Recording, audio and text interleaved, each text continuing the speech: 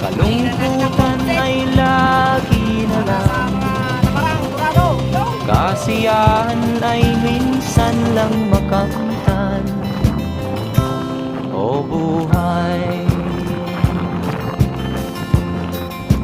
kahit sa mga mayaman ay di lubos ang kanilang kasiyahan.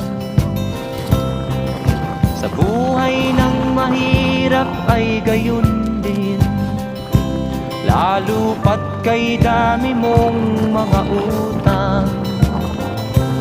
O buhay,